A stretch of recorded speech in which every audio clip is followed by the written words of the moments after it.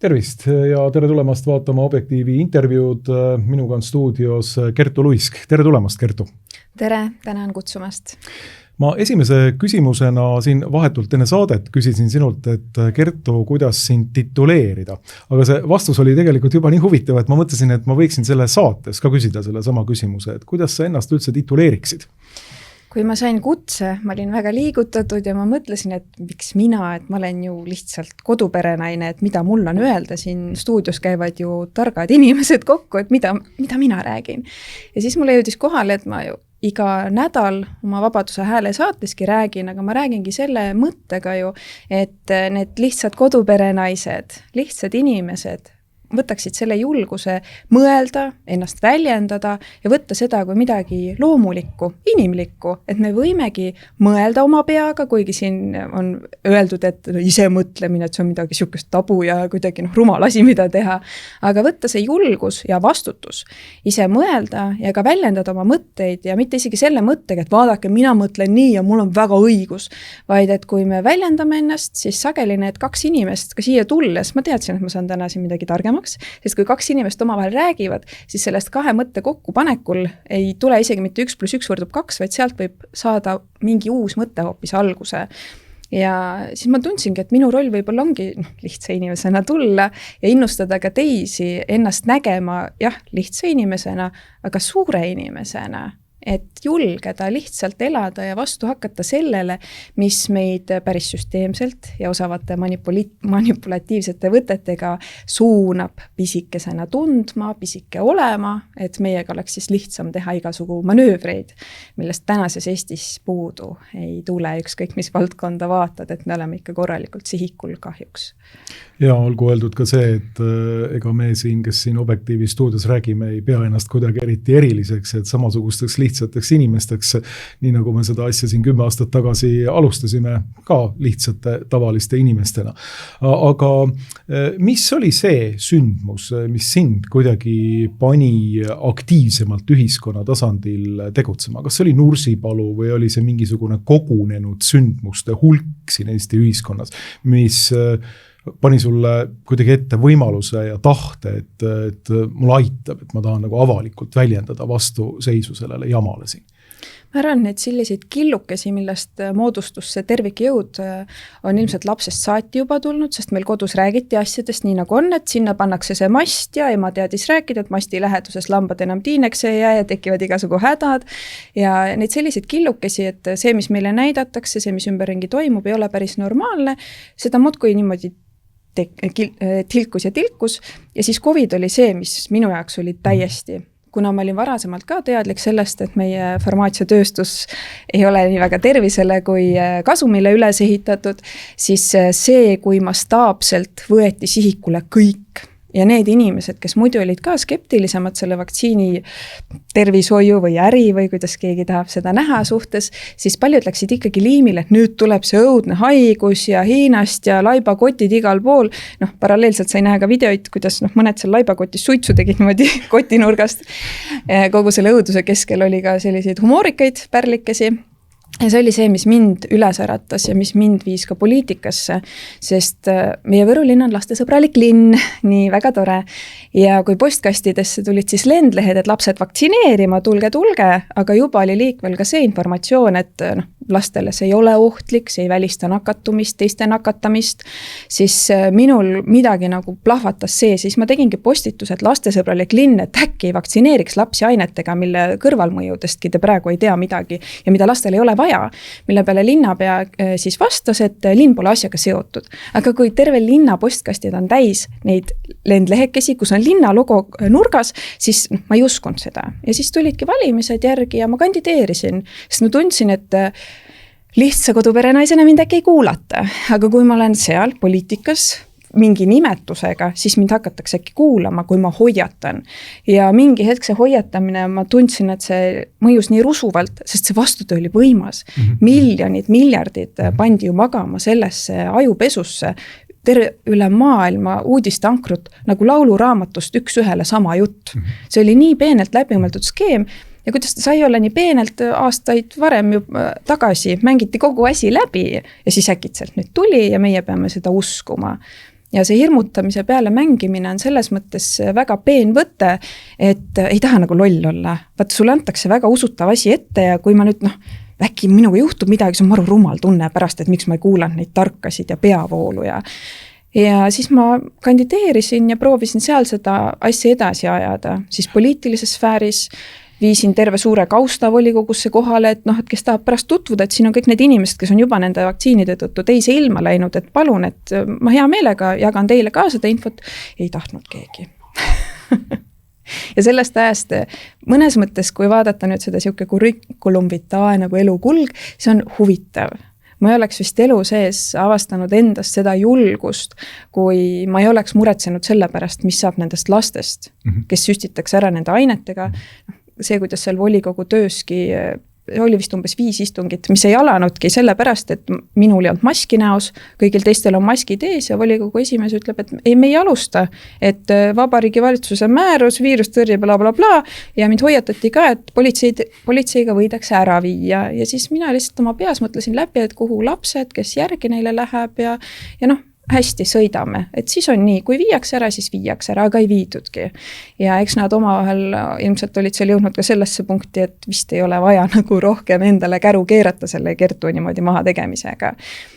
Ja sealt tuli edasi see sõjateema, mis need, kes COVID aegu ka kuidagi sattusid ühte leeri ikkagi omadega, siis löödi laiali ja see käis ka läbi selle massimeedia, et nii kui sa pöörisid tähelepanu sellele, et kuulge see sõja teemal, meile ei räägita päris seda, et küsige ukrainlastelt, mis seal toimub, mis toimus aastal 2014, mis seal vahepeal on toimunud, ei, seda ei tohi, see on väga putinistlik asi, mida teha. Ukrainlastega rääkida sellest, et mis seal päriselt toimub, väga kremlimeelne.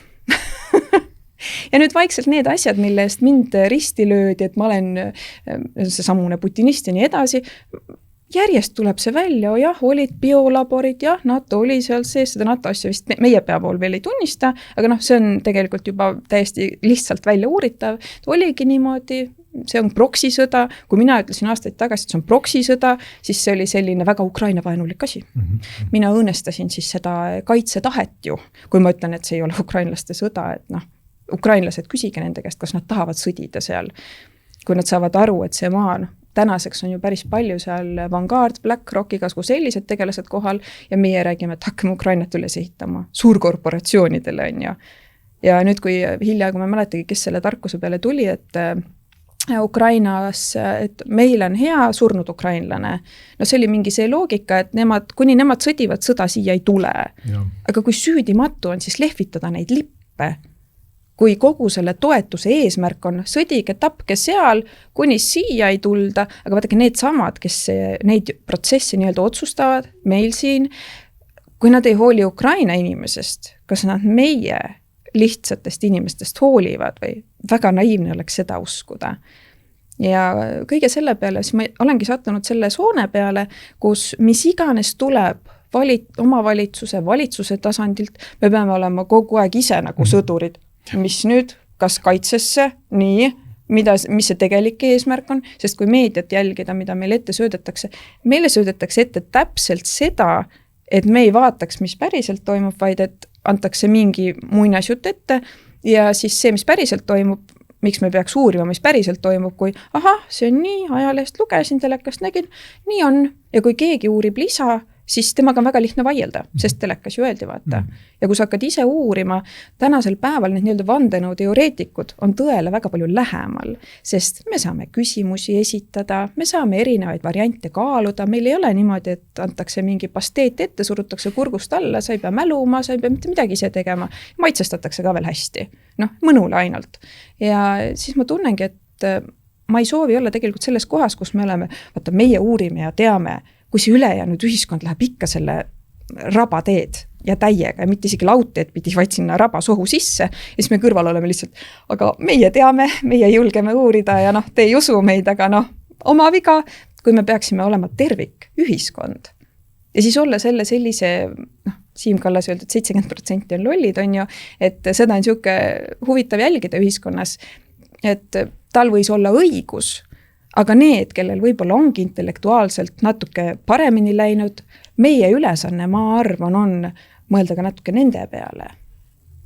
Et mitte niimoodi, et noh, mis seal ikka, et noh, lähevad siis lähevad, vaid et eestlased, kui vähe meid täna on. Ja kui me oleme sellised, ise olid loll, et tegid, ise olid loll, et läksid, siis mis meist jääb? Ja, absoluutselt. Ma mõtlesin sinu juttu kuulates, et mis sa arvad, mis on see tegur nii-öelda, kui sa leiad ühel hetkel oma postkastist mingisuguse Võru linna ametliku logoga üleskutse kõik oma lapsed süstla alla panna ainetega, mille tagajärgi me tegelikult ei tea, mis võivad tuua kaasa väga tõsiseid tüsistusi. Et mis on see tegur, mis ühe inimese puhul, nagu sinu puhul, tekitab seda, et kuule, siin ei ole kõik asjad õigesti. Ja teise inimese puhul, kes võtab selle,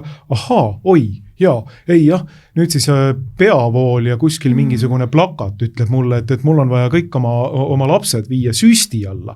Olukorras, kus väidetavalt isegi see COVID loomulikult lapsi üldse ei ohustanud ja suremus oli põhimõtteliselt 0 peaaegu laste juures. Et nüüd mul on vaja siis need asjad nagu ära teha, sest keegi kuskil väidab sellist asja. Mis on see inimlik faktor, mis ühel on, ütleb, et ei, see ei saa olla nii. Ja teine, kes ütleb, et ei, et miks Kertu Luisk ilma maskita siin volikogu istungil on, et miks me talle politseid välja ei kutsu? No esiteks laste suremus oligi 0. Seal toodi välja mingeid näiteid, kus just kui oli surnud COVIDisse, aga tegelikult seal olid väga-väga rasked muud haigused taga. Ja seda lihtsalt mängiti siis sellesse väravasse, et mulle volikogu istungi järgselt ka mitu naist seal siin ju üks suri ära, mida sa teed, noh. Ja siis ma ütlesin, et ei, et see ei olnud üldse selle pärast ja seal oli see info veel ühe näite puhul lekkiski vanemate kaudu, need vanemad olid väga vihased, et nende lapse surma kasutatakse niimoodi ära. Aga see tegur, tulles küsimuse juurde, on see, et kui sa oled juba pettunud, siis sa enam ei lähe õnge. Ja siis on sul ka see tunne, et kui ma nüüd olen see 5, teen kaasa, olen nagu teised, siis siin võib kaalul olla midagi nii palju, et see pärast mulle ei anna rahu. Ja ma olen seda ka avalikult niimoodi tunnistanud, et minu lapsed on vaktsineerimata, sest kui ma esimest last ootasin, siis võimlemisõpetaja lihtsalt mainis, et uurige selle kohta ennem. Ta ei öelnud midagi kallutatud, uurige ennem. Ma siis uurisin, oli aega esimene laps ja uurisin nii kaugele, et mõtlesin, et issand, mis maailmas me elame, mis siin toimub. Ja seda infot, kui sa juba sinna soonele saad, ja siis ma mõtlen nende peale, kes on ka sattunud sinna soonele, aga ikkagi tagasi pöördunud, ilmselt ei ole mingit sellist nätakat olnud, mis ütleks, et vaata see nii-öelda, kuidas ma ütlen, spetsialist või ekspert, ta räägib, aga tal on sinust täiesti ükskõik.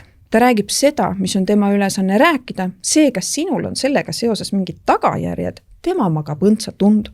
Ja kui mingi hetk tal südametunnistus nii-öelda täis, liiga mustaks saab, siis ta, ma ei tea, läheb paneb kirikusse küünla näiteks, mõnel ma arvan, et töötab isegi see, kellel nii suurt enese manipulatsiooni oskust ei ole, siis meil on ju kitlite stiilerid.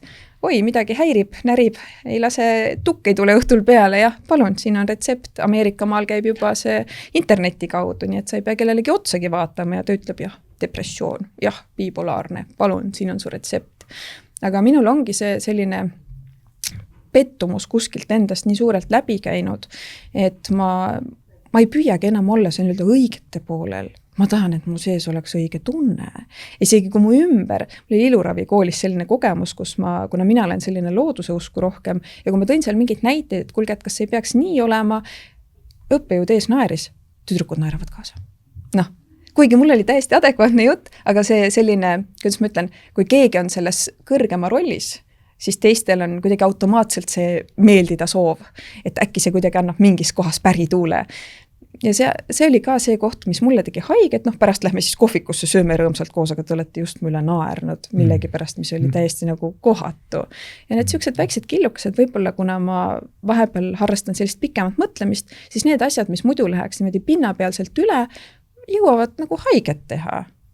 Tunned kuidagi tugevamalt enda sees ja mitte selle mõttega, et kibestuda, vaid et endas siis läbi töötada, mis see on, mis oli minus juba eelnevalt ees, mis põhjustas selle, et ma sain seda nii valusalt võtta, on see mingi lapsena kogetud tunne, et kuidagi keegi ütles halvasti ja see riivas ja nagu sellised huvitavad protsessid, kui selleks on aega ja kui ennast nii-öelda ära ei uinuta, ära ei põgene kõige sellest, mis sinus esile tuleb.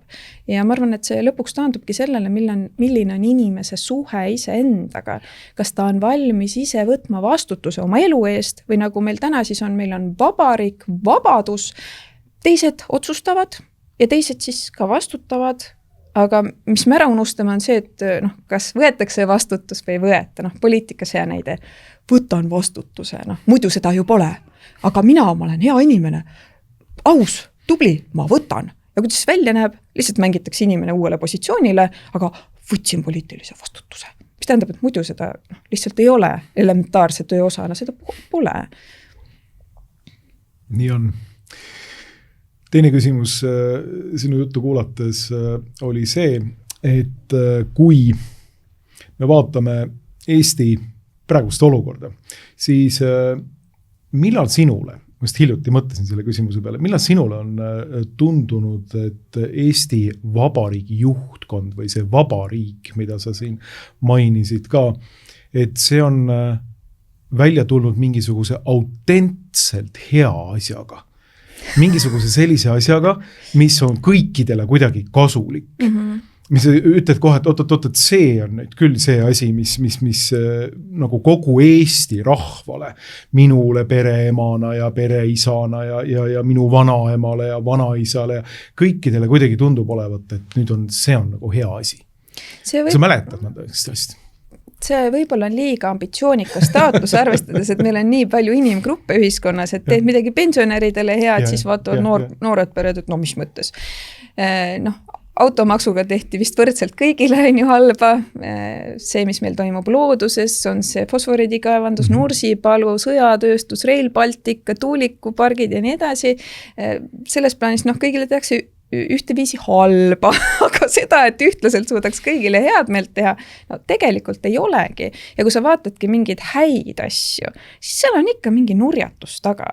Et sellist, kas või nüüd meil CV.ee keskkonnas oli küsitlused kodanikupalga teemal.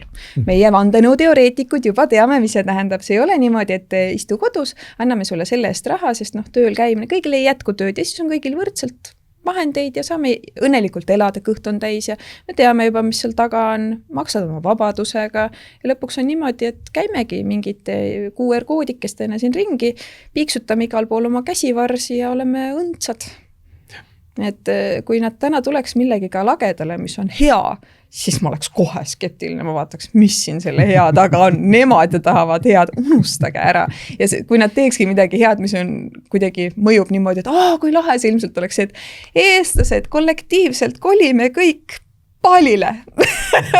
Avastasime, et meil ongi tegelikult raha väga palju ja me saame siit ära minna. Andke andeks, see maa on joogivett veel natuke on, aga tegelikult on see, et põhjavesi on kriitilises seisus ja meil on siin veel mingid asjad natuke nässu läinud, aga me nüüd kompenseerime seda ja lähme kõik koos ära. Ja ma arvan, et selle peale päris paljud oleks, lähme!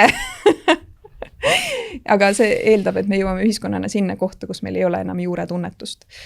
Ja seda ma tunnen, et jääbki üha vähemaks järjest. Et ei ole seda juurde tunnet, et siin on minu maa, minu vägi, minu tulevik, minu laste vägi ja tulevik. Nii et täna veel seda palliassi ilmselt maha ei hõigata. Ja, see on väga oluline, mida sa praegu ütled, et see juurte tunnetus ja sellega kaasneb ju ka peremehe ja perenaise tunnetus, eks ju, et sa oled oma enda maal see, kes siin peab otsustama neid asju ja neid asju tuleb otsustada ühiseks hüveks, eks ju, millest me siin praegu räägime, mitte ühiseks, ma ei tea, kurjaks, eks ju, et see on väga oluline aspekt. Kui siit nagu edasi minna sinu teiste nagu tegemiste juurde, siis üks asi, millega sa oled nagu seotud olnud kogu aeg, on algusest peale nii-öelda see Nursipalu projekt. Eks ju, et sa oled ise ju elad Võru linnas ja Nursipalu puudutab Võru linna väga otseselt, et ilmselt need kõmakad käivad seal Võru linnas ka ilusti ära ja kõik kuulevad neid. Et see oli ju nüüd üks selline asi, mida jällegi toodi välja ju ikkagi niivõrd heade argumentidega kui vähegi võimalik, et see on ju meie ühise eestikese kaitse üks peamiseid tugivundamente siin, et me saame harjutada, eks ju. Meil on kaitseliitlased tulevad sinna harjutama niimoodi, et me saaksime koos seista kurja Venemaa vastu, et kes nüüd selle vastu on. No vaat see on ikka küll putinist juba, et siin pole ikka midagi teha. No sina jällegi võtsid nagu päris aktiivse positsiooni selles ja ma olen mitmeid videoid vaadanud, kus sa ise oled osalenud nendel kõikvõimalikel aruteludel ja kaasamistel. Ja see on nüüd ka üks tasand muidugi, mida mainida kõikidest nendest nii-öelda kaasamistest, et need on puhtalt fiktiivsed alati, et kui meil räägitakse arutelust ja kaasamisest, siis sellest, et lihtsalt linnukene kuskile kirja panna ja tegelikult on otsus ju ammu kuskil juba ära tehtud, eks ju.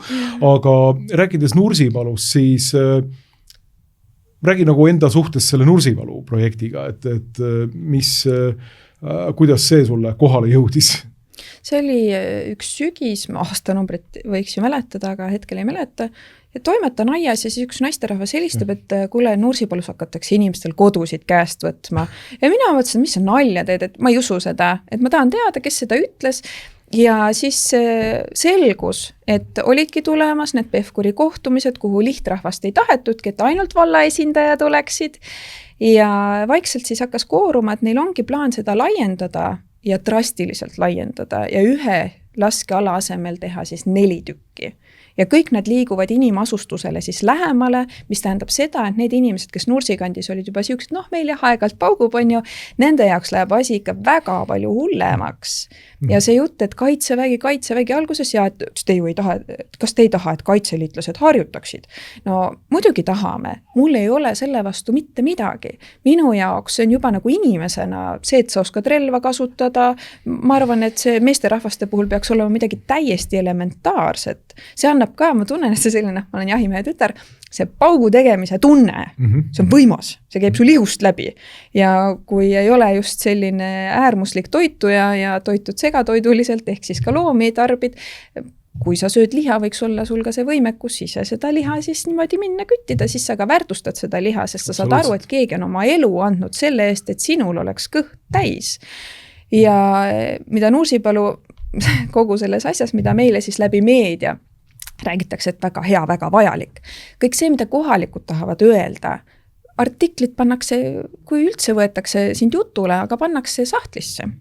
Sellepärast, et see, mis päriselt toimub, see ei teeni seda juttu, mis avalikult pannakse meile sellele üldsusele siis mõtteid pähe, kuidas seal inimesi ikka üle kullatakse ja väga hästi on seal ja see on ikka nii kaitstud, see on kõige kaitstum koht Eestis, seal peakski nüüd tahtma ju elada selle paugu sees, aga vähemalt paugutavad omad.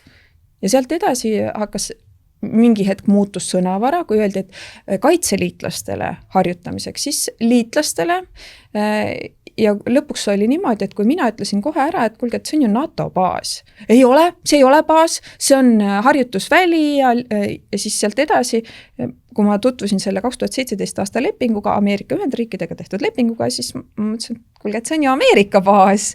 Ja välismeedia räägibki sellest kui Ameerika baasist. Ja nüüd mõelge, Ameerika baas Venemaa külje all. Kas ei tundu nagu siuke ohtlik torkimine? Ukrainlased näevad näiteks läbi seda, et siin on ohtlik, sest see, mida teeb ameeriklane täna, see aitamine lasteaedadele raha ja sinna tänna rahakest. See sama asi toimus ka Ukrainas ja kuhu me täna oleme jõudnud, sõda viimase ukrainlaseni peas, et Ukraina saaks võidu. täpselt samamoodi nagu Eestil, kui Ukrainas on juba nii palju inimesi ära tapetud, mingist hetkest neil ei ole enam ju võimekust taas toota ennast niimoodi, et Ukraina kestaks siis edasi, et oleks üldse ukrainlasi, kes seda taastaks. Kui ei ole inimesi, siis ei ole ka seda rahvast, seda maad. Ja Eestis, ma olen mitmel sellel kohtumisel küsinud, mitu ruutkilomeetrit Eestist peaks olema polügoon, et võita Venemaa. Ja mul ei vastata sellele. Ma ei saa aru, milles küsimus on, kui te ütlete, et teil on vaja 21 000 hektarit selleks, et harjutada, aga selleks, et võita. Kui ma küsin konkreetselt, võiduks palju on vaja, teeme siis sellise, et oleks võit, mitte nii, et lähme sõtta ja saame teise koha. No ei ole ju mõistlik. Ja see, kuidas see meediaga mängib, väga suured rahad on seal mängus. Ja üks variante, kuidas meediat ära ostetakse, on see, et need mul ei tule meelde, mis ametiasutus ühesõnaga kaitsevõimega seotud, kas oligi päris Kaitseministeerium, ostavad neid pakette. Kaitseressursside keskus võib-olla. Vot ma ei teagi, milline see neist oli, aga ostetakse neid, näiteks Delfi paketi ostavad, on ju, ja ostavad meeletult palju. Ja sellega läheb hästi palju raha sinna sisse. See on lihtsalt minu selline teooria. Mingit ma nägin mingid summad, kui palju kulutatakse raha sellele, et siis osta neid kasutajaid nendesse Delfidesse igasugu asjadesse, siis ma mõtlesin, kas ei oleks mitte huvitav, et see Delfi kaader vaatab, sealt tuli nii palju raha. No kui me nüüd kirjutame, mis neile ei meeldi, äkki nad enam ei osta, teeme neile veits mannavahtu, et nad ikka ostaks. Jääb selline mulje, ma praegu lihtsalt spekuleerin, aga see võib nii olla. Ja see, kuidas Võru linnas ka, see on nii hästi tunda see inimeste, see, kuidas COVID aeg olid need, kes kulge, et kas see on mulle üldse vajalik, kasulik, kui Võru linnas käisid väga-väga kõvad paugud ja öeldi, et ei, et need ei olnud need 155, et ma isegi Tallinnas kohtus küsisin isiklikult, et mis paugud need olid, minu maja värises ja ma ei ela järve ääres, ma elan seal täitsa kesklinna osas. Ja siis ei, neid 155 ei ole tehtud, aga kui minu maja värises klaasid klirisesid, siis mulle tuli kõne, et kuule Kertu, nad tegid neid 155. Ja siis mina kohtus ütlesin ka, et kuulge, et kui need ei olnud veel 155 ja minu maja värises, siis mis hakkab saama nende 155 aegu?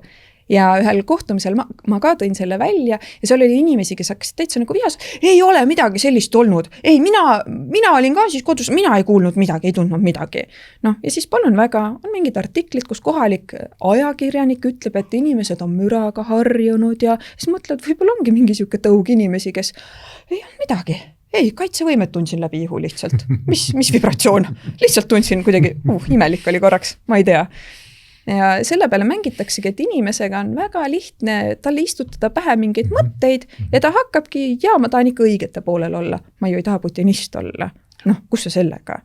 Ja siin on nii palju nende aastate jooksul, kui ma hakkasin mõtlema ka Nursipalu teemal kas või, et kui siin saates rääkida, siin on nii palju kino saanud. Et see on lihtsalt ulme, kuidas tehaksegi neid samuseid koosolekuid. Ja need tegelased seal ees on kõik sellised, et niimoodi kuidagi see rahvas seal sinna taga, tunnevad ennast häirituna. Ja neid naljakaid momente vahest mõtlen, et kirjutab üks raamatuke, et Nursipalu. Ja siis tood seal välja, kuidas näiteks räägitakse meedias suurelt, Pevkur räägib, Venemaa, vallutame, aga Võrru enam ei tahtnud tulla peale seda, kui rahvaga kokku sai. Et kui see Võru rahvas on tugevam kui Pevkur, siis ma ei tea, andkegi voli meile selle naabriga tegeleda. Kui teie ei tule meiega toime, siis ma ei tea, äkki me oleme teie kaitsevõimest üle. Ja see, kuidas absoluutselt ei tänata seda kohalikku inimest, me kaitseme seda piirkonda, seda keelt. Ja. Tuleks keegi tänama, ei Keskkonnaamet saab kikilt mingi tunnustuse selle eest, et Keskkonnaamet laseb neid looduse hävitamise asju läbi. Täiesti ma vaatasin seda postitust ja mõtlesin, et kas teil häbi ei ole või imelik ei hakka. Keskkonnaamet teeb sellist katet kaitseinvesteeringute keskusele, see, kuidas järjest MTÜ meie Nursipalu on kohtusse pidanud pöörduma nende asjade pärast, kuigi ametkond, mis peaks ise olema fookusega seal, et kaitseme loodust ja keskkonda. Kõik peab käima seaduse järgi. Ja siis on lihtsalt MTÜ inimeste annetuste pealt toimiv asi, seisab siis keskkonna eest. Kui keegi peaks üldse mingeid tunnustusi saama, siis on need samused MTÜ-d, on need tuulikute teemal, mis meil kõik siin on. Ma ei tea, kas fosforiidi osas on tehtud miskit, jään vastuse võlgu, ma ei ole tükk aega sellele teemale tähelepanu pööranud, aga ja Nursipalus toimuv, see on midagi, mida peaksid tegema omavalitsused, aga teevad lihtsad inimesed, omavalitsused või siis ametkonnad. ja siin on ja igasugu karjääride rajamiste teemal, ma olen ka koosolekutel käinud ja mingi hetk ma mõtlesin ka, et kas see on nagu mingi hobi juba. Lihtsalt seal saab vahepeal nalja. Seal öeldi, arendaja ütles, et kui kaevust kaob vesi, kui tiigid lähevad tühjaks, siis teeme puurkaevud oma rahade eest, lubame. Ja siis üks külamees ütles, et ma ei hüppa saunast puurkaevu. Lihtsalt mingid sellised elulised momendid, mille peale mõtledki, et ma ei kujutaks eluski ette, et ma inimesena suudaks kas või selle mõttega, et oma töökohta säilitada, ajada kohalikele inimestele täieliku jahu. Ja siis ma mõtlen, kas see raha tõesti annab nii hea tunda, kas mul ei ole lihtsalt piisavalt raha olnud, et ma ei mõista või? Oi, väga huvitav. Mis need kõige markantsemad kaasused sul on nende kõikvõimalike kohtumiste osas olnud, et võib-olla ma kõige, kuidas siis öelda, naljakamad või kõige sürrealistlikumad? Võib-olla see, kui Pevkur esimest korda seal kandles oli, see kui pisikene ta seal ees oli ja ongi see tunne, et me siin seisame selle piirkonna eest, teil ei ole isegi selge, mida te tahate teha ja nad ilmselt tänase päevani ei teagi, mida nad tahavad teha, sest et niite tõmmatakse ju Ameerikast. Suur see, kuidas neil on see väljend, see Uncle Ben või ma ei mäletagi täpselt, mis see siuke ütlus on. Uncle Sam, vabandust. Et ei ole veel öeldud, mida nad tahavad ja täna tahavad ühte, sest eelmise Nursipalu laiendusega, nüüd saab seal vist üle 10 aasta kindlasti möödas, öeldi, et nüüd on lõplik, et me teeme lõplikult nii, jääb nii, igasugu asju lubati kokku ja nüüd ei ole lõplik ja need asjad, mida lubati, igasugu häiringute leevendused, neid lubadustest ei peetud kinni. Ja kui Pevkur kogu selle rändtsirkuse taustal, mis siin nad hakkasid korraldama, käime ja räägime, et Soorus ja seal neile ja neile ka ja siis see filmiti isegi ülesse ja need jutud seal alati isegi ei kattunud. Ja lihtsalt ettevõtmise asi, võtta need videod kokku panna ja vaadata, kuidas siis ühes kohas öeldakse ühte, teine koht öeldakse teist. Ja Pevkur ühel kohtumisel ütles, et kui maaomanikega nõus nendega kokkuleppele ei saada, siis sellisel kujul laiendust ei tule.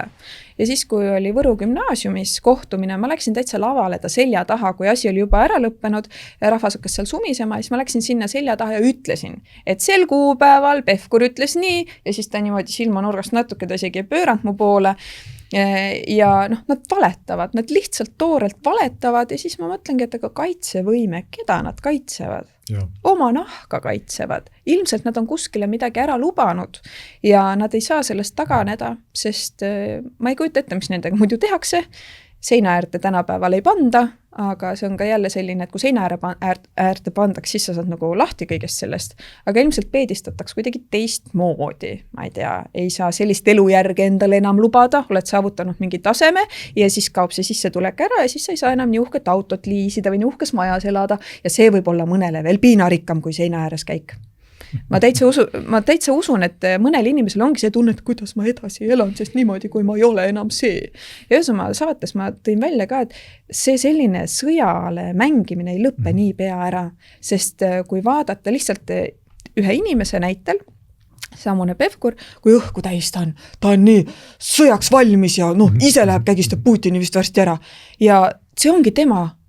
Seal taga ei ole mitte midagi muud. Inimest ennast nagu ei olegi. Ta ongi ennast nii õhuliseks, suureks puhunud selle jutuga ja kõige hirmu ja õhutamisega, et kui nüüd sealt nagu õhk välja lasta, ta kukuks kokku. Aga ma arvan, et ta ei ole inimesena nii suur, et ta tuleks sellega toime, et sealt uuesti nagu olla siis Hanno. See on väga huvitav see, mida sa räägid praegu, sellepärast, et huvitav oli vaadata ka nendes videotes seda, et kuidas kõik meie valitsuse liikmed ja Pevkurid ja teised, kes on harjunud olema nii-öelda omade seas, eks ju, kes on harjunud rääkima nendele kõikvõimalikele kaitsetööstuse inimestele ja oma ministeeriumites, eks ju, sellest, kuidas me tuleme ja surume Venemaa põlvile ja kuidas me kõik kaitseme ennast siin ja nii edasi ja nii edasi ja nii edasi. Selles samameelses keskkonnas, eks ju, et siis, kui sa äkitselt oled psühholoogiliselt mingisuguses nii-öelda seltskonnas, mis on sinule kuidagi vastumeelt või tuleb sulle esitama teisi argumente, siis ongi niimoodi, et sa rääkisid sellest nagu õhu tühjaks laskmisest, aga selline tunne on, et mehel on ikka juba päris mitu nõelatorget sinna palli tehtud ja sa näed, et kuidas tegelikult kogu see õhust täis puhutud olend äkitselt niimoodi lihtsalt nagu õhupall vaikselt nagu läheb kokku. Et sa ei ole harjunud olema sellises olukorras, kus sa pead nagu tõsiselt vastama inimestele, nende muredele niimoodi. Ja see silmast silma rääkimine inimestega, kes reaalselt nagu tulevad küsima sult küsimusi, mida sa nüüd praegu siin teha kavatsed. Meie enda kodudega, meie enda eludega, meie enda, ma ei tea, lastega. Nii. Mulle tuli selline nagu tunnetus nendest videotest. Ja see on hästi huvitav, kuidas kui nad on tulnudki kohtumistele, siis neil on päris raske olla. Ja. Sest nad ilmselt tajuvad, et need Võru inimesed ei ole siuksed ja lugupeetud ja austatud ja et me oleme siuksed, ma olen inimene, sa oled inimene, et meil on probleem ja te olete selle probleemi tekitanud, et mis me teeme nüüd? Et ei ole sellist, ma tunnen, et Võru inimene oma loomult, miks võru keelt ka niimoodi, kuidas ma ütlen, ei ole toetatud minu hinnangul piisavalt, et visatakse raha, et tehke oma keelt, on ju. Aga kui meil samal ajal võetakse seda maad ära Nursipalu näitel näiteks, siis kui ei ole seda maaühendust, kaob ka keeleühendus, et lähme siis Soome Võru keelt rääkima või see ei käi niimoodi. See on üks tervik. See keel, maa, jah, näiteks.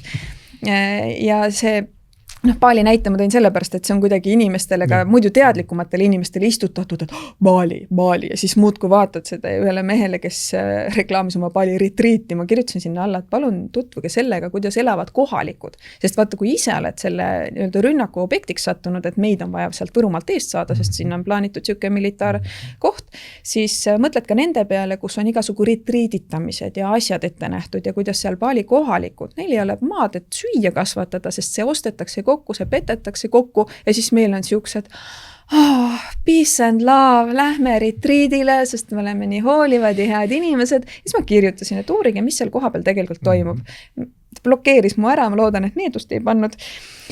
Aga ma ilusti viisakalt ütlesin, et et ma saan aru, et äri, aga mõelge kaasa. Ja kahjuks tänasel päeval tundub, et mis iganes valdkonda sa vaatad, on siis need vaimsed inimesed või maised inimesed, kus on ikka see ego ja raha, siis väga raske on suhelda. Seal tulevad kohe siuksed kaitsereaktsioonid, et ei, mul on siin kõik hästi, ma tunnen ennast ju hästi. Ja see on päris ohtlik. Ja lõpuks me olemegi siis nii-öelda eestlased, aga see lause, mida kooliaegu juba öeldi, et olgem eestlased, saagem eurooplasteks. Mulle üha rohkem jõub kohale, et see lause teine pool annab mõista, et see esimene, jah, täna olete, aga saagem, varsti te ei ole enam eestlased. Me oleme eurooplased kõik. Siuke segu, pudru ja kapsad ja sellise inimesega on väga lihtne teha mida tahes, sest tal ei ole seda enesetunnetust, seda sisekõnet nii tugevat. Praegu ka, kui tulin Tallinnasse, ma tunnen, kuidas ma ei ole nagu päris enda selles kohas omadega, kuidagi selline õhulisem on olla ja kui ma olen kuskil ära, siis nii kui ma saan koju tagasi, ma tunnen, et ma tulen nagu tagasi tervikuks. Ja ma olen mõelnud, et kui mul ei oleks seda terviku tunnet, sest selles terviku tundes ma teen oma analüüse, siis ma saan aru, mis toimub, mis mingite asjade taga on. Siin oli kas või see samune Charlie Kirki tapmise juhtum, kus ma ka esimese emotsiooniga läksin nagu laiali.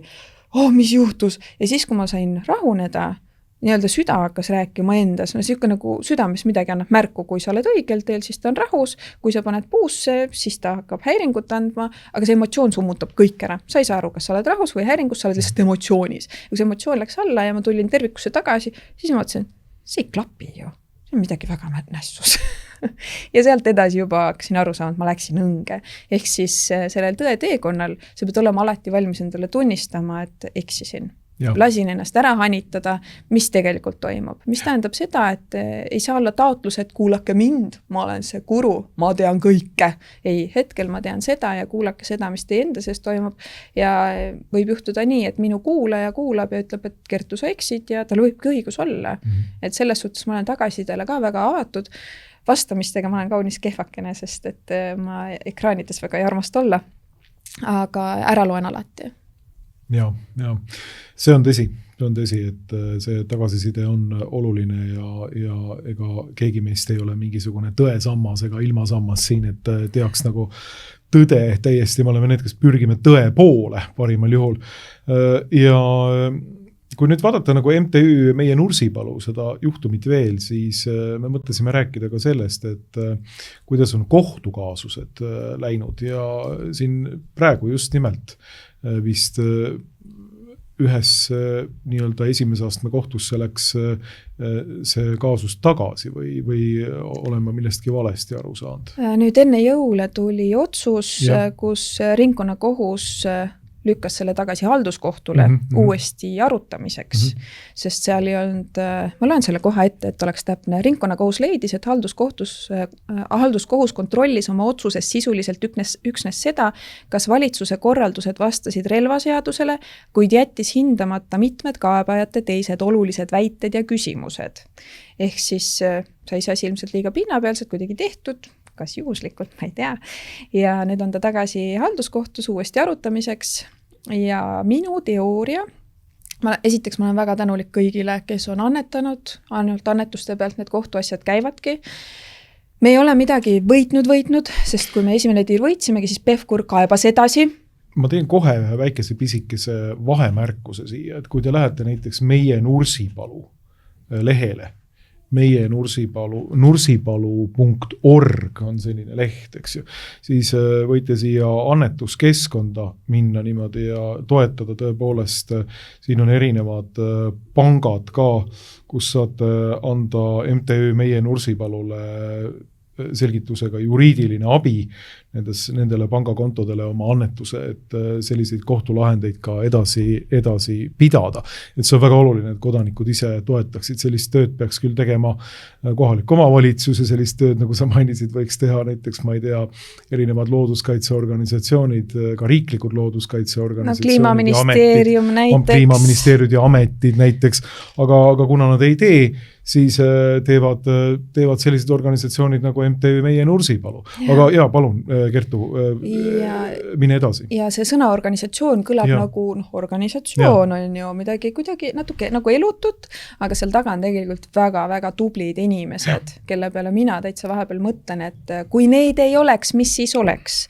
Ja võib ju öelda, et meil kohtusüsteemis, et see on ju kallutatud ja meil on juriidiline maffia ja nii edasi. Hetkel me oleme võitnud ikkagi seda, et väga paljud asjad on pandud pausile. Kui ei oleks vahepeal sekkunud, siis ilmselt oleks ära tehtud see esialgne plaan, kuidas laiendada ja ilmselt nad oleks niimoodi ahnelt edasi pannud. Ja see, et asjad on kohtus, ma ei tea, kuidas see kohtuotsus lõpuks tuleb. Mina ise niimoodi olen oma peakeses mõelnud, et nad ei saa ju öelda, et jah, me ei tee nii, sest et nii tehakse, on võib-olla nendele, kellele seda baasi tehakse ära lubatud. Ja praegu on lihtsalt omavalitsuste ja RKIK-i kaitseministeeriumi asi kohalikele see pähe määrida.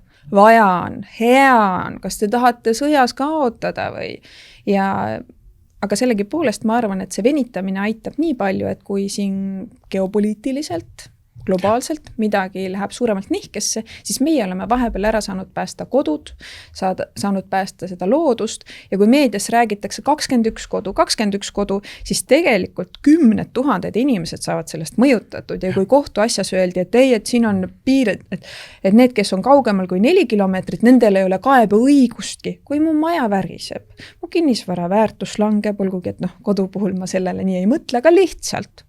Inimesed võivad nii ju mõelda, et see on, ma investeerin, teen remonti, äkki tahan kunagi ära minna, teist kodu näiteks, suuremat kodu, mis ma teen sellega, kui keegi seda ei osta. Ja mul üks tuttav müüs Võru linnas korterit, oli hindamisakt tehtud, ta ei saanud selles väärtuses raha. See ei ole lihtsalt võimalik, sest inimesed näevad, et see ei ole lastesõbralik linn, olgugi, et Nursipalust saadud miljonitest tehakse uut lasteaeda, aga kui meil linnas lapsi ei ole, siis niimoodi saladuskattel võib öelda, et eks ta üks hooldekodu ilmselt tuleb, sest hooldekodus inimesed on nõrgema kuulmisega, neid äkki ei häiri, et nad militaarlinnas on hooldekodus ja kui kedagi häirib, siis saab ju igasugu aineid anda, millega tuju läheb paremaks isegi paugutuste saatel.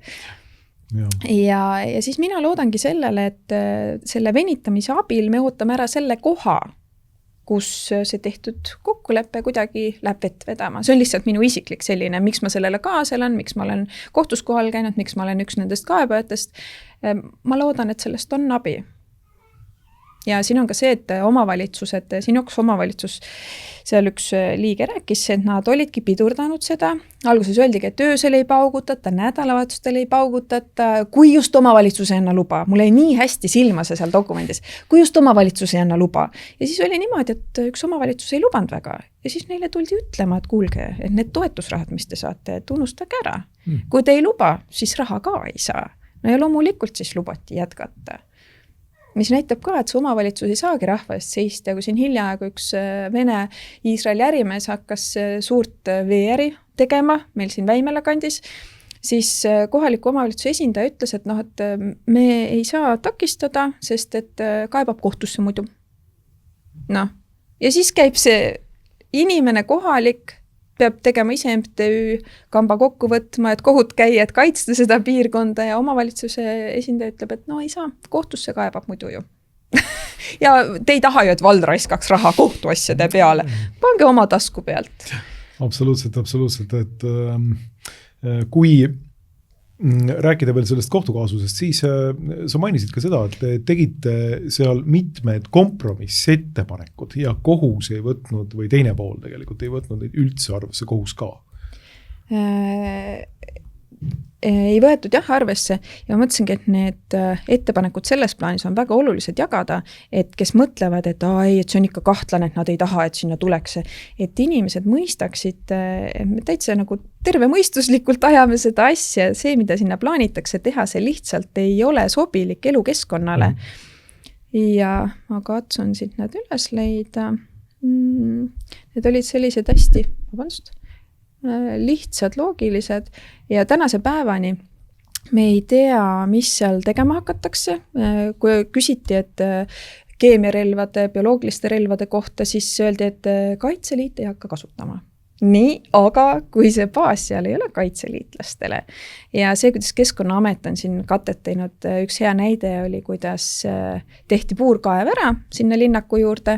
Plaan on hakata siis seda vett uhama sinna kraavidesse ümberringi, et tanke on vaja pesta ju, igasugu tehnikat on vaja pesta veedetavalt, sellepärast oli vaja veel nii suure mahulist seda veetarvet sinna.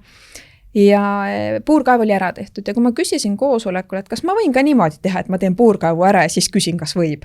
No nad on seal ikka väga palju raha, et ei või teha ja et nad on nii palju raha seal ju kulutanud, et umbes anname loa ära ja siis ma mõtlesin, et aga see on ju meie raha. Ja siin räägitakse ka, et Nursipalu elanikud kullatakse üle ka, mis rahaga? Meie rahaga. Ja mis jäetakse hästi tähelepanuta on see, kuidas tegelikult käib ju meie majanduse hävitamine selle kaitsevõime tähel, see maksukoormusega inimeste näljani viimine ja selle taustal ma küsin, et kelle heaks meid nõrgestatakse ja nüüd vaadata maailmas igasugu selliseid, kas või siin hiljutine asi see, mis Venezuelas toimus, siis tekib ka paratamatult see tunne, et see okupatsioon vist praegu mängibki seda mängu, et meid ära nõrgestada, et kui on selline midagi vaja ära teha, siis öeldakse, et mida, te olete maoli, anname teile klaashelmed, te peate nõus olema, sest te olete lihtsalt nii läbi omadega. See nõrgestamine minu arust juba väärib täiesti uurimist, et kes neid niite tõmbab, aga kuna mina julgen öelda, et on selline juriidiline maffia, siis me ei saagi teada, kes neid niite tõmbavad. Ma loen ette need ettepanekud, millega Vabariigi Valitsus ei ole siis nõus. Harjutusvälja alast välja jätma ühtki kodu, kuigi inimesed on korduvalt seda argumenteeritult palunud. Ära jätma uusi või vähendama planeeritavaid sihtmärgialasid ehk uksualasid, loobuma mürarikaste relvade kasutamisest Nursipalu laiendataval alal, loobuma plaanist hakata laskma alast väljastpoolt Nursipalu alale, sealhulgas lennukitelt ja üle inimeste kodude, mis on rahu ajal lasta üle inimeste pead, et harjutada, see on täiesti mõeldamatu ju. Säilitama metsa mürapuhvrina, loobuma ühestki lageraie ega raadamise plaanist, sealhulgas piiranguvööndist ja mürapuhvri osas on see ka huvitav, et kui siin koosolekutel on räägitud, et mis leevendusmeetmed on, siis on öeldud, et mets. Ja siis mõtled, kulla ametnikud, et kas te teate, et mets ei ole siuke, et palun istutame metsa, et sa istutad väikse puukese ja siis tast kasvab veel mets. Et sellist elukaugust on seal oma jagu ja ebaloogikat, et midagi peame nüüd ära ütlema, neile ütleme, aga see, et me Võru inimesed oleme loogiliselt kaunis ja kaasa mõtleme, sellega vist ei arvestata. Loobuma harjutusvälja 4 meetri laiuse piiri raiumise plaanist, raiuda nad üldse seal väga armastavad ja siis mõelda, et seal on see äri, kus müüakse puiduteemalisi asju ja see Nursipalu niimoodi hästi lähestikku, siis mõtled loogiline, et palju raiuda tuleb. Et kui siin oli ka, tegelikult oleks piisanud 15 meetri laiusest koridorist, siis võeti 30 meetrit, sest puud, need on raha kellelegi, aga mitte eestlasele endale siis. Et see mitte meile eestlastele, kes me seal ümberringi elame, meile on see lihtsalt selline looduskatastroof. Loomakaitseala Euroopas rangelt kaitstavate Eestis kõige esinduslikuma palukarukellade kasvuala kaitseks mööndusega, et ala saaks taktikaliseks harjutuseks edaspidigi kasutada. Palukarukelladega oli see nali, et nad tahtsid neid ümber istutada oktoobrikuus. Neil oli teada, et alguses öeldi, et neid ei ole seal üldse. MTÜ inimesed käisid siis uurisid, on küll, ei tohi siin teha neid asju, mida te tahate teha. Ja nad sindrid tegid siis kaardi, kus need palukarukellad on, et nemad hakkavad ümber istutama, aga nad jäid vahele. Täiesti, kust sa tuled sellise asja peale? Ja siin oli ka olukord, kus jälle rikuti seadust ja lõpuks süüdi jäi, sellest oli Postimees isegi artikkel, süüdi jäi see lihtne inimene, kes seal töötas, mitte need, kes ülesande andsid, et nüüd teed niimoodi. See oli, oi paha, sina tegid nii ja täitis käsku. Meenub ajaloost ka see, et täitsin käsku, ikka mõistetakse kohut sulle, isegi kui sa lihtsalt käsku täidad. Aga see, et täitsin lihtsalt käsku, kehtib ka nende kohta, kes on nii-öelda see vaheliin käsuliinis, kes ütlevad, et jah, niimoodi peab tegema. Ja ma olen oma mõtetega ka sinna jõudnud, ka välja öelnud, et olgugi, et see meie jurisdiktsioon ja kohus, see tavaline kohus, ilmselt ei saa neid inimesi kätte. See Elmar Vaheri näide praegu, et kuidas uudisteankur ka räägib, oi, kuidas inimest vintsutatakse, väntsutatakse ja siis tuleb see lugu järgi. Et kui neil on vaja kedagi puhtaks pesta, küll nad pesevad, ükskõik on see mingi lapspiltnik, mis iganes ja nii nad saavad oma selle kohtutunni kuskil väga õiglasemas kohtus. Ja see on selline jumalik kohus, mina ütlen. Ja seda ma soovitan karta, sest seal ei loe palju sul raha on, palju sul tutvuseid on ja seal saavad kõik täpselt nii, nagu on välja teeninud.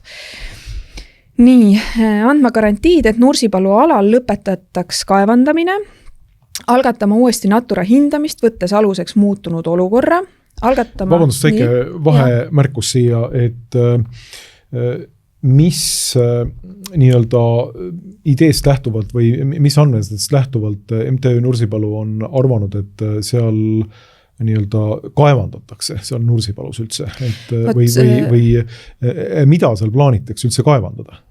Ma jään vastuse võlgu, sest mingit ma isegi rääkisin, mulle saadeti mingid kaardid, kus oli vanaaegsed kaardid, vist eelmise sajandi algus, kus oli välja toodud mingid maavarad, see oli venekeelne kaart, ma ei oska vene keelt kahjuks, siis ma saatsin Nursipalu omadele edasi, et kuulge, et siin võib olla hoopis midagi muud mängus, kinnine ala, tee mis tahad, keegi vaatama ei saa tulla, võib-olla siin on midagi head maapõues. On inimesi, kes on öelnud, et ei, et seal on öelnud kruusa ja nii edasi, muud midagi erilist ei ole. Aga ju seal midagi on, ma kahjuks selle punkti juures, ma ei ole neilt täpsemalt üle küsinud, aga mul on selline info, üks inimene, kes seal töötas, ütles, et see ei ole mingi harjutusväljak, et see on kaevandus.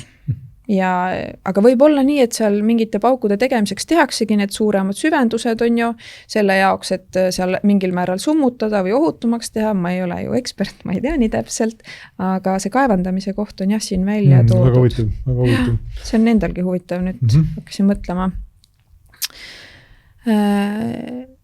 Algatama Nursipalu ja selle mõjuala hõlmavad pinna- ja põhjavee teema planeeringut eesmärgiga tagada väljaõppe ehitiste paiknemine ja ehitamine viisil, mis ei ohustaks pinna- ja põhjavett. Garanteerima hüvitiste maksmist kohalikele elanikele, garanteerima muid leevendusmeetmeid õhu ja vee kvaliteedi tagamiseks. Ja selle õhu ja vee kvaliteedi tagamisega on see huvitav lugu, et meil on siin mingi seirejaamad üle Eesti, mis hindavad õhu kvaliteeti.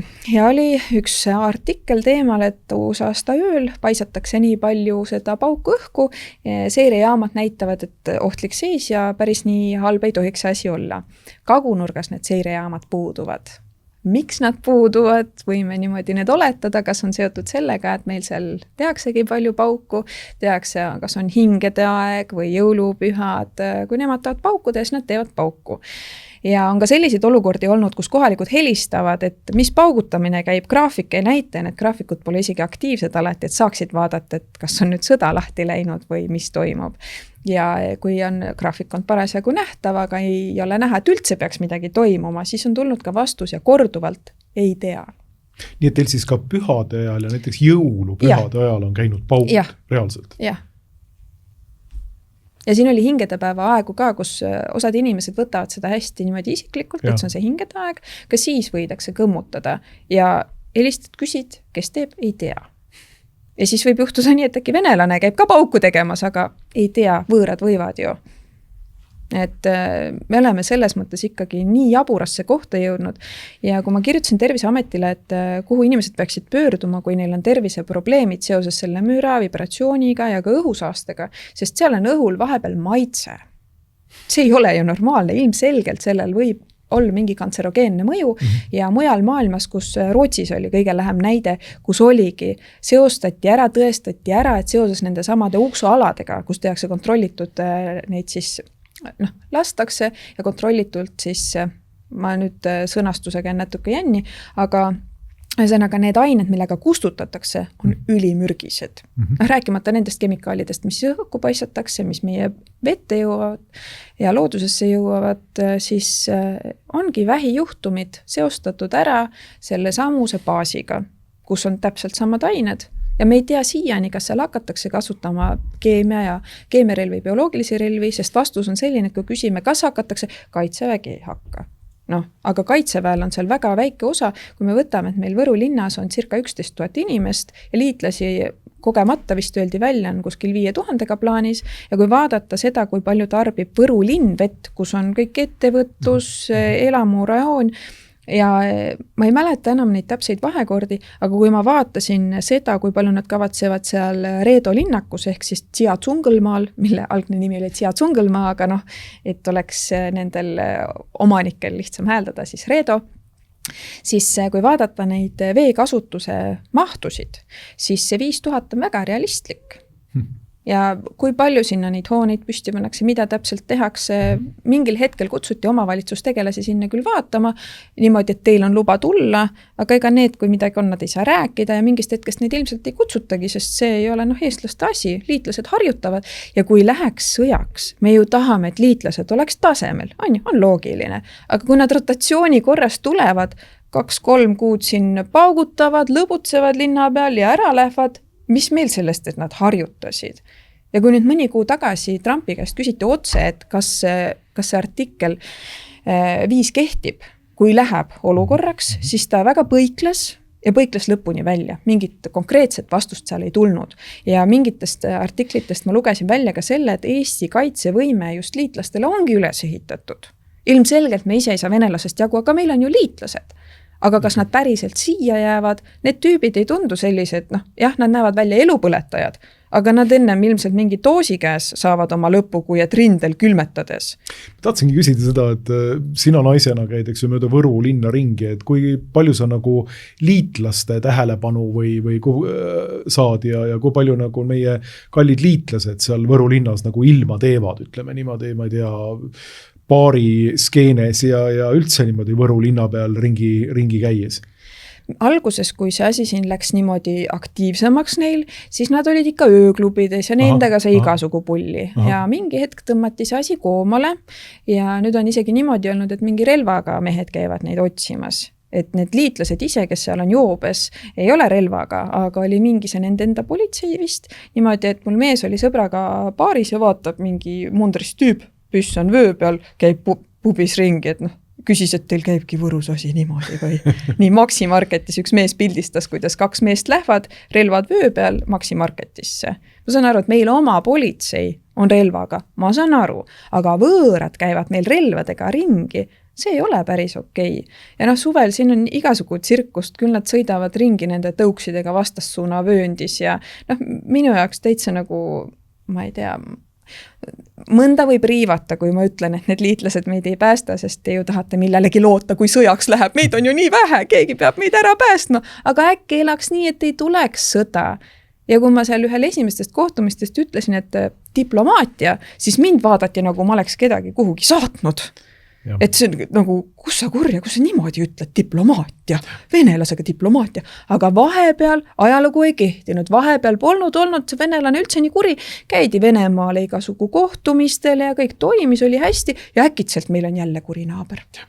Minu jaoks müstika, kuidas on võimalik, kas inimesel endal ei hakka sellist kriipima nii tugevad vastuolud või ja see, kuidas need linna peal ennast üleval peavad, suvel oli ka, lähed sinna randa, kuhu tehti siis keskkonnast jälle natuke mööda minnes üks asutus. Nimekski pandi selline, et võõrastel oleks hea ja lõbus hääldada ja oled seal, pead sünnipäeva sõpradega koos ja siis vaatad, et mingi tüüp tantsib üksinda kuskil, mingi magab laua taga. Ilmselt need teenindajad ei julge neid väga puutuda. Üks õhtu läksin poodi, meil on tatuusalong Võrus tehtud, sõitsime mööda, siis seal 3 meest olid siruliga, üks kuskil sai oma mingit pildikest, vaata aknast on näha. Aga üks õhtu seal oli üks mees siruli ja teine oli tänavääres niimoodi taarus. Täpselt siuke, et kohe kukub tee peale, midagi ta seal sonis ka, mina ei tea, mis joobest oli. Korraks oli mõte, et kutsuks politsei, aga siis ma mõtlesin, et tere Kertu Luisk siin, ma ei hakka.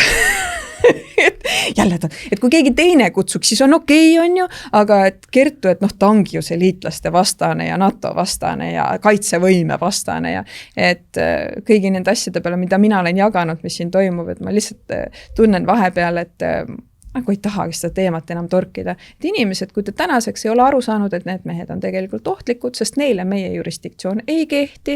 Tapa näited, mida mul on jagatud. Siin samas Tallinnas oli näide, kus üks Briti sõdur proovis 8-aastast tüdrukut ära vägistada. See pere käis mul kodus, minu söögilaua taga rääkimas seda lugu.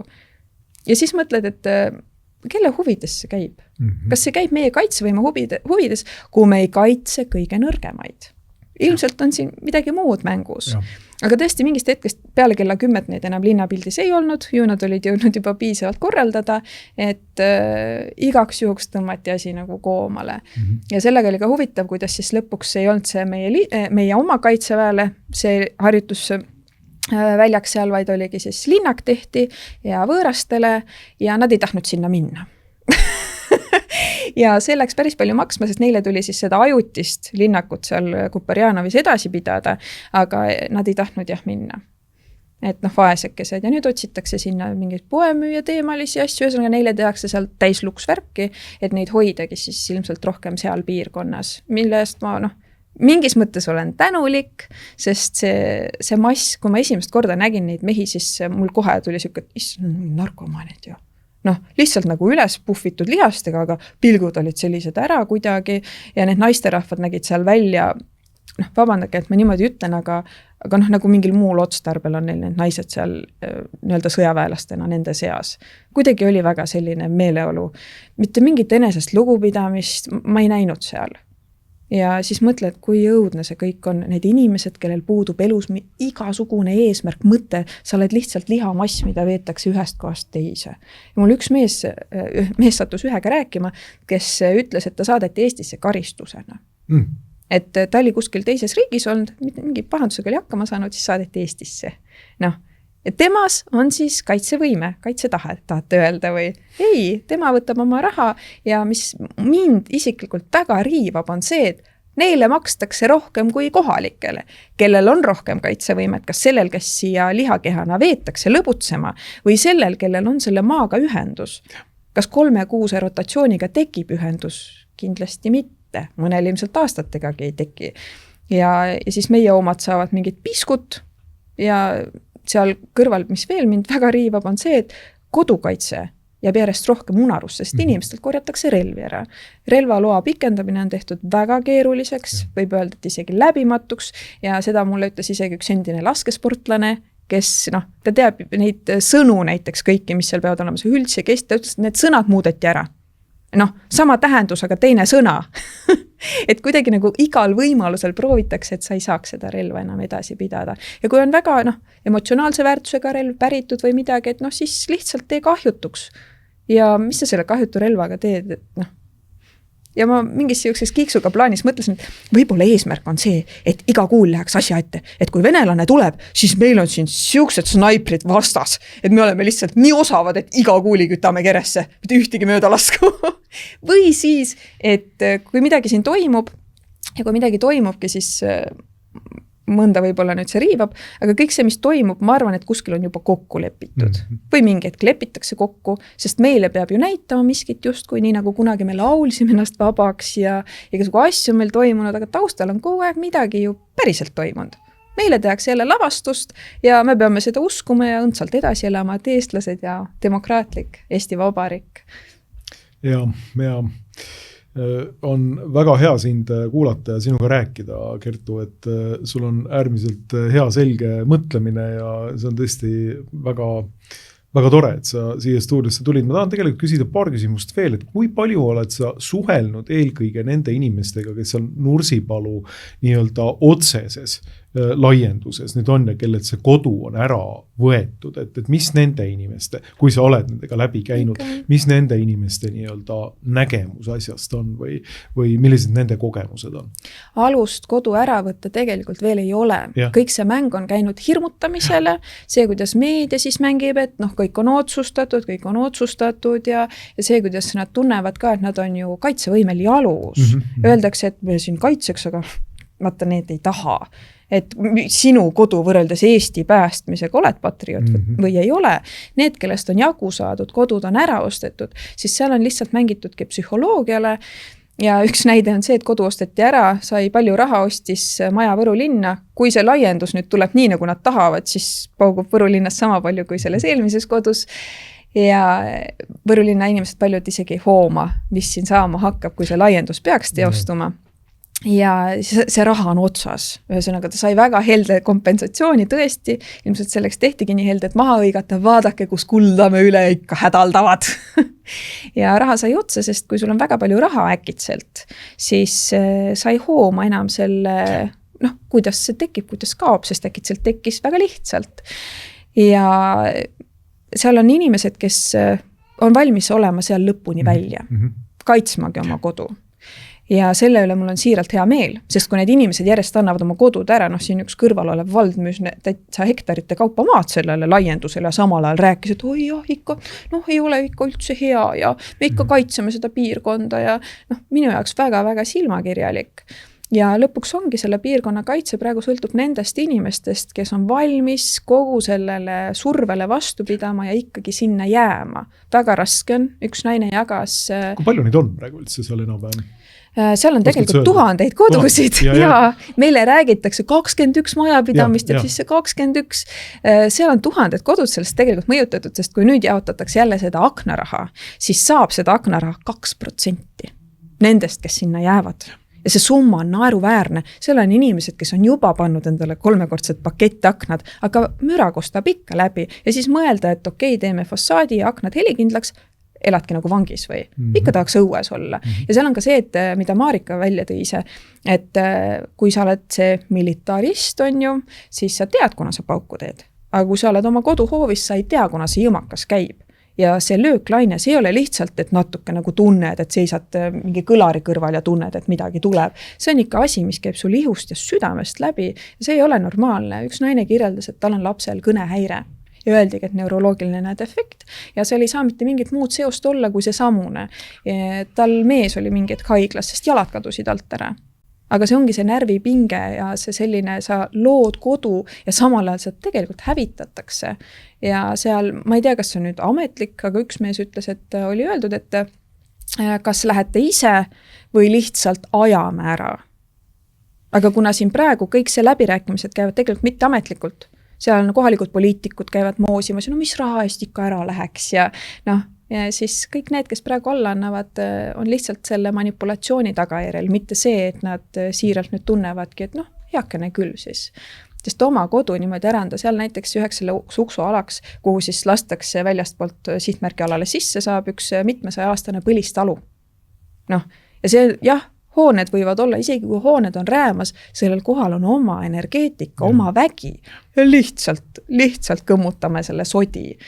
Et see kohalike päris paljudega ikkagi olen suhelnud, sest neid on palju, neid inimesi seal. Neid kodusid on palju, aga see, mida meedia maalib, see on osa sellest, et neil on oma rahaline huvi seal mängus. Ja siis, kui mulle öeldi, et aga need poliitikud siin, keda sina sarjad, et kes töötavad kaasa sellele, et see laiendus tuleks, et nad on ka ju elavad seal kandis, ma ütlesin, et kui neil läheb talumatuks, nad lähevad ära. Neil ei ole seal seda juuretunnet, aga see, kellel on juuretunne, siis ta ongi selline, et võtke või juurtega, aga mina ise ei lähe. Et selles plaanis on asi päris nukker. Me oleme nüüd päris palju rääkinud, võib-olla selliseks viimaseks mõtteks või küsimuseks tegelikult minu poolt on see, et mida sina arvad, mis Eestist siin lähiaegadel üldse saab? Me oleme tegelikult ilmselt mingisuguses kriisiolukorras, kus mida on nüüd kestnud nagu päris pikalt ja mina olen kogu aeg mõelnud seda, et millal nagu rahva kannatus katkeb. Et on mingisuguseid märke, et midagi hakkab nagu katkema, aga samas on väga selge see, et mulle tundub, et Eesti mentaliteet on pigem selline, et ta kuidagi vaibub ära, ta laskub veel sügavamale mingisugusesse sellisesse vaiksesse kannatusse ja kõik lihtsalt susiseb tühja. Et ma ei tea, milline on sinu nägemus? No valitsuse prognoos vist oli, et kannatus katkeb, need laibakotid, veekahurid, mis seal oli, käerauad, see ilmselt korruptantidele polnud mõeldud, kuigi mahu poolest ilmselt oleks puudugi tulnud, kui hakkaks seda asja nüüd ausalt ajama. Seda nepotismi ja korruptsiooni Eestimaa pinnal on ikka selline, et ohohoo. Ja paljud inimesed ei hakkagi sellele vastu ja siis nad vaatavadki, et kui ma hakkan sellele vastu, et kuidas see mind puudutab, sest ise ka kuskil võrgustikus sees on ju, Eestis on see lihtsalt niivõrd laialdane. Ja see katkemise all, et me hakkaks mässama, see ei ole ju lahendus. Sest et nii palju on valmistatud selleks, et kui rahvas tõstaks pea, siis need pead tõmmatakse maha ja tõmmatakse maha just need kõige julgemad, vapramad. Sellepärast minul on ka saadetes olnud läbiv, et mäss ei ole lahendus, kõige julgemad võetakse ära, kes siis kodusid kaitsevad, kui me selle kupatuse vastu võideldes kaotame oma inimesi, kas saavad mingid krimmasjad kraesse või reaalselt tekitataksegi selline tervisekahju seal mässu käigus, et sa lihtsalt ei saagi oma kodu kaitsta. Me peame keskenduma kodukaitsele ja võib-olla see selline nagu pinna all kuidagi ajada asju, ongi parem. Mingi hetk mina käisin välja ideed võrgustikud, kohalikult inimesed, et mis iganes olukord on, kellel on kartuleid, kellel on muna, kes mida teeb, et me oma vahel, et näiteks tekib mingi tarneahela kriis. Ja mitte see, et kust ma saan seda, vaid mida mina saan pakkuda. Et iga inimene mõtleks läbi, mida mina saan pakkuda siis, kui läheb jamaks, kui pood on kinni. Ja see võib olla isegi mingi ajutine, mingi lühem aeg. Aga et me saaksime siis et me ei läheks nii-öelda nagu hulluks kätte selles näljas, elementaarsed asjad oleks tagatud ja niimoodi ellu jääda. Aga sellega on see huvitav lugu, et siin üks isegi konservatiivse erakonna liige küsis, et millega tegelete, kui inimesed hakkas niimoodi omavahel kokku saama ja rääkima ja arutama, millega tegelete. Ja taunis sellist tegevust, mille peale mina mõtlesin, et sa oled paljastatud. Et kui sa ei poolda seda, et inimesed oleksid iseseisvad ja suutlikud kriisis omavahel koostööd tees ellu jääda, siis mida sa teenid või mida sa kardad? Sest ma arvan, et tänasel päeval me ei pea olema ajugeeniused aru saada. Poliitikasse on kogunenud päris palju neid, kes teavad, kuidas rääkida, et meeldida, et hääled kokku saada, aga kui on otsustamise hetk, siis vaatame, kuidas parasjagu tellitakse, kuidas parasjagu isiklikuks poliitkarjääriks kasulikum on, ehk siis esindusdemokraatiaga me ise esindame ennast igapäevaselt oma huvisid, oma heaolu ja minu selline, mis ma ise tundsin hästi sugavalt minu sees niimoodi, mõtlesin, et seda ma pean kindlasti ütlema, on see, et kodu on see, mis tagab meie kaitsevõime. Ja mitte isegi sellises maises plaanis, aga kogu see ideoloogiline propaganda, mis on meie peale pandud. Näiteks laps tuleb koju ja räägib, et me hakkame putukaid sööma. Ja. Sa pead olema nii teadlik, et lapsele rääkida, et see ei ole hea variant.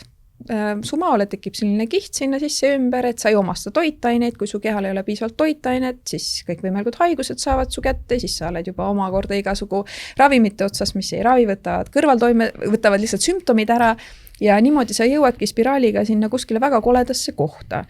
Ehk siis kodus rääkida lastega asjadest nii, nagu need on. Ja kui hiljaaegu käisin ühel seminaril, kus avakõne oli selle töötukassa ühe koolitaja poolt, kes ütles, et ja tööturul tuleb kahjuks see, et kui on see samune selline meelsus, mida ma just väljendasin, et kui ei ole teistega ikka nii ühel meelel. Ja see võibki mõjuda negatiivselt, aga kui sa läbi selle suhtumise hoiad ennast, siis võidame kõik, kui meie seas on neid, kes ei ole läinud kaasa, kellel on ka see punkt. Mul on päris omajagu inimesi, kes ei ole minuga kogu aeg samal lehel, aga kes on pöördunud mingi, et kuule Kertu, mis see on? Mis sa sellest arvad? Sest nad teavad, et ma ei karda öelda nii, nagu ma asju näen ja minu käest võib suurema tõenäosusega saada tõesti infot, kui sealt peavoolust, kus fookus on ju tegelikult manipulatsioon ja eksitamine.